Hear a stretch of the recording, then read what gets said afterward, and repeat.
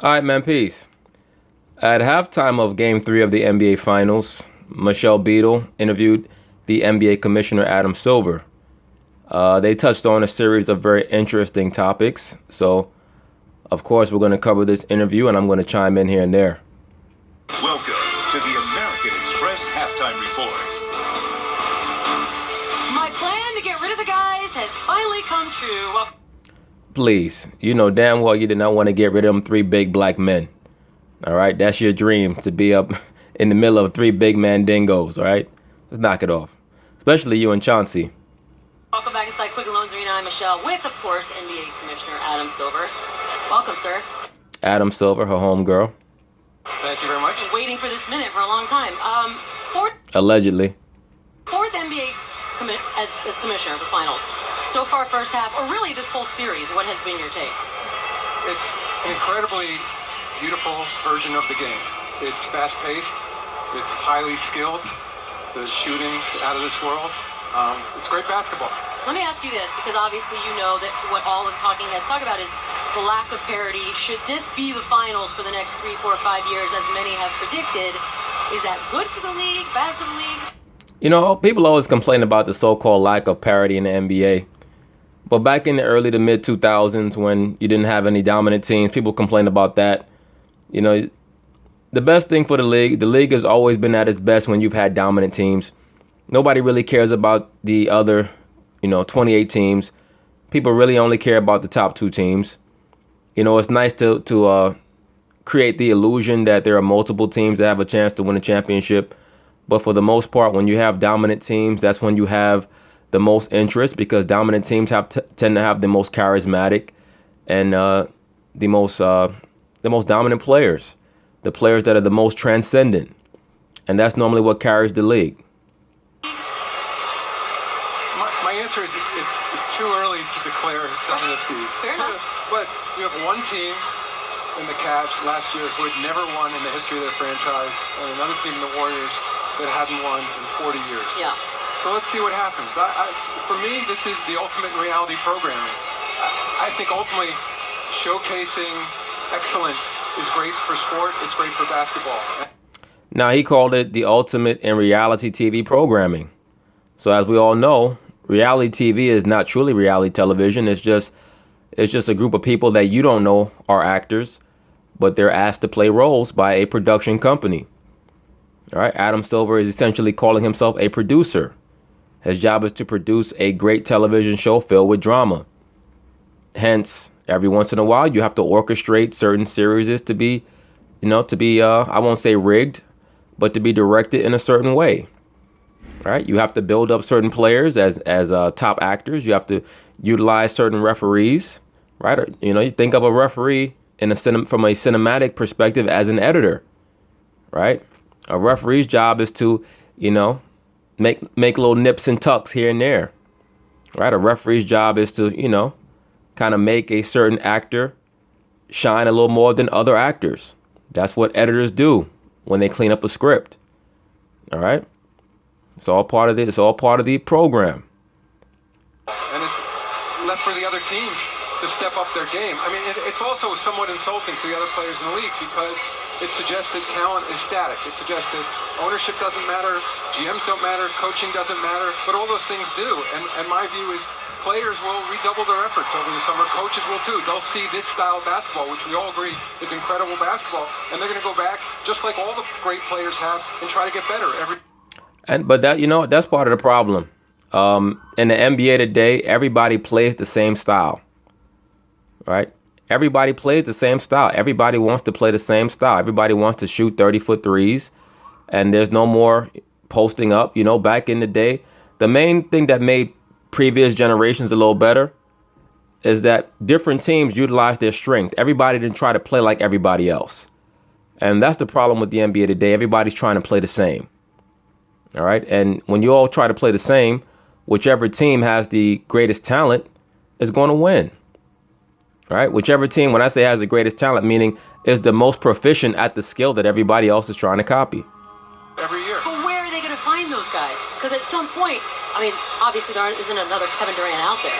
Well, but that's my view that talent isn't static. You have Draymond Green was the 35th pick in the draft. Yeah. Klay Thompson was the 11th pick. That's fair. I mean, Kawhi, your favorite, was the 15th. I've heard of him, Adam. No, but He's bad. I mean it. But it does suggest that talent's static. I mean, we have 450 of the greatest players in the world out there. It suggests that they won't get better, and they will. They'll get better, but there's a lot of bad coaching in the NBA. There's a lot of copycatting in the NBA, because once again, the rules have prohibited teams from evening the playing field through physicality. There was a time when you could even the playing field through physicality. You can't do that anymore. Right? I remember being a kid and watching the playoffs back when the Knicks played the Bulls in the second round in '92. And they were able to extend that series to 7 games. Why? Because they would just flagrant foul Jordan and Pippen. All right? They couldn't do that today. Today, the Knicks would get swept by the Bulls because you can't put your hands on the guys like that. So it's very, very difficult. It's going to be very difficult for these other teams to catch up because everybody basically has to play the same style. Everybody has to jump shoot, be great jump shooters, and just hope for the best, basically. Whoever has the best jump shooters is going to win. Is basically going to win the series. Durant might have to play with his hand tied behind his back at some point if this continues. Klay Thompson leading his team with 21 points. That is 3 of them. Warriors up 6. Well, that's pretty much the end of that segment. But Adam Silver has mentioned that he's not in favor of the one and done rule, and I honestly agree with him. All right.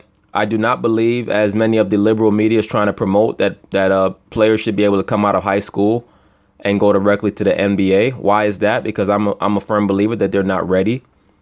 You'll hear people try to use the same examples all the time. Or what about LeBron James? Or what about Kobe?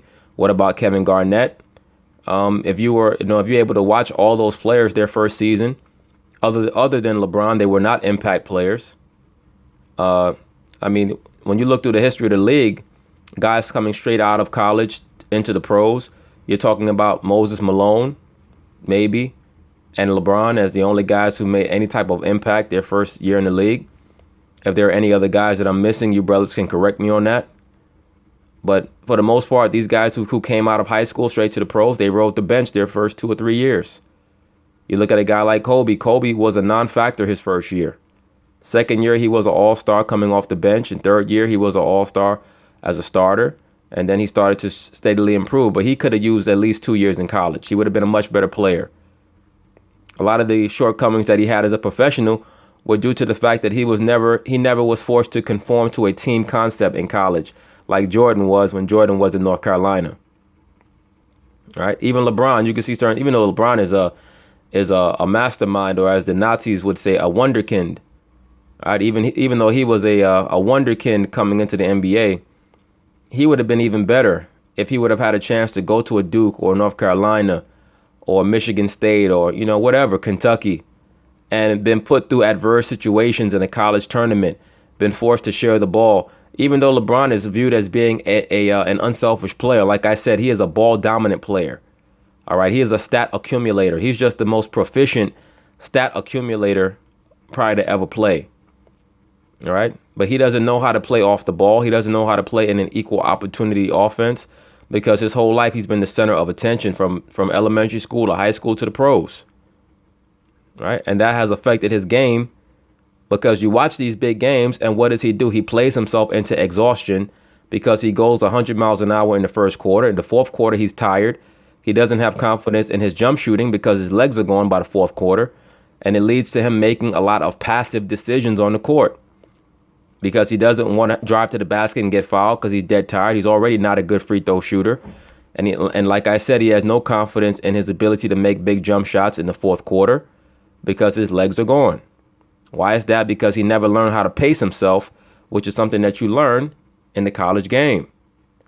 All right. When I was growing up as a kid, that was great. The college game was almost as good as the NBA game. When I first started watching basketball in like 1989, 1990, 91, I mean, you had teams like Georgetown with Alonzo Mourning and Dikembe Mutombo. I remember Syracuse had Billy Owens, and you had that great UNLV team with Larry Johnson and Greg Anthony and Anderson Hunt, and Duke with Leitner and Grant Hill and Bobby Hurley. Like, you had great, fun teams to watch. But now the college game is a lot like the NBA game. Guys just sit behind the line and jack up threes, right? So I believe that's why Silver does not want guys coming straight from high school into the pros. And then plus, these guys today in the pros are more physically developed than they were even back in the 80s and 90s, right? These guys in high school, they need at least 2 years in college, man.